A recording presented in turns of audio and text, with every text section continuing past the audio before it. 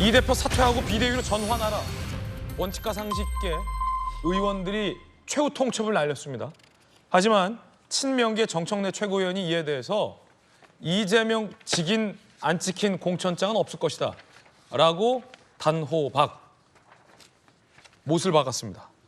원칙과 상식의 최후 통첩 들어보시죠.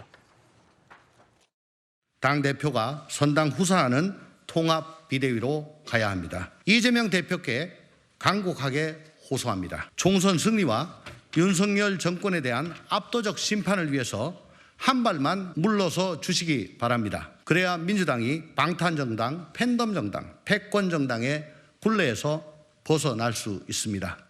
이재명 대표를 향해서 한 발만 물러나라고 하셨는데 그게 정확하게 어떤 의미인지. 한 걸음 물러서 달라는 말씀은 당권의 정점에서 한 걸음만 내려와 주신다면 비대위 전환이 가능하고 그리고 비대위 전환이 가능해야 당의 혁신 또한 가능하다.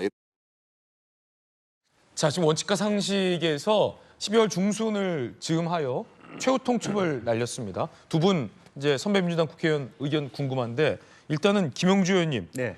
이재명 대표로는 안 된다, 물러나라 라는 선명한 경고고 비대위로 전환하라 라는 요구인데 어떻게 보십니까? 네, 이중적인 의미가 있죠. 일단은 당연한 요구고요.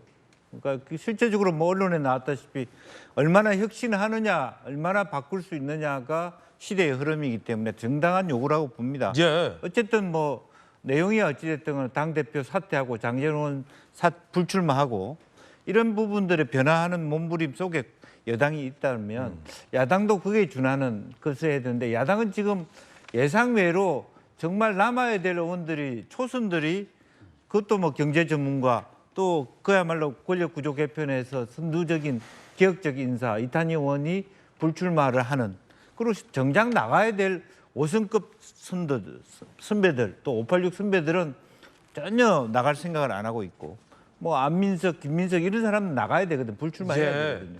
이제 그런 부분에 대해서 또 이재명 대표도 전반적으로 지금 사법 리스크가 일주일에 뭐 서너 번 출마해야 될 것 같으면 본회의도 못 들어오는 뭐 국회의원도 안 되는 사람이 무슨 뭐 대표직까지 맡고 있냐 하는 부분에 대해서 실제로 원내 정당화하면서 당대표 없애자 이런 얘기까지 가는 게 혁신이라고 봅니다. 그런 주장이 있는 반면에 다만 이 원칙과 상식 이분들이 그렇다고 이재명 대표가 나갈 거라고 기대하고 제 얘기를 할까요? 사퇴할 거라고 기대하진 않을 것이다. 예, 뭐 발언이 정확하지만 그 자기들을 얘기 듣고 사퇴할 사람이었으면 당이 이렇게까지 왔겠습니까? 아, 그럼 다른 포석이 있다. 그런 자기 한 발을 뺄 수 있는 명분을 점정시키고 있는 거죠. 명분 쌓기. 예, 예. 이중적인 어떤 네. 그 의미가 있는 주장이라 그렇게 봅니다. 그럼 이에 대한 지도부의 의중, 답변은 뭘까? 최후 통첩을 날렸고 답변도 날라왔습니다. 정청래 최고위원입니다. 검찰의 힘을 빌려 당대표를 사지로 몰아넣으려다 실패했으면 반성을 해야지. 이재명 당대표 직인 없는 공천장은 없다. 마침표 꽝. 안 나간다. 안 물러간다. 너네도 공천 없다. 라는 얘기로도 들리고 있습니다. 아, 박준수 형님. 예. 강대강 어떻게 보십니까?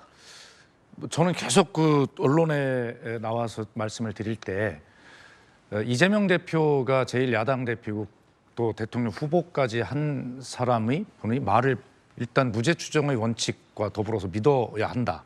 단 그 5가지 지금 받고 있는 그 수사 중에서 가장 먼저 나오는 1심의 재판 결과가 만약 유죄라면 그것은 그때 판단을 해야 한다고 주장을 해왔죠.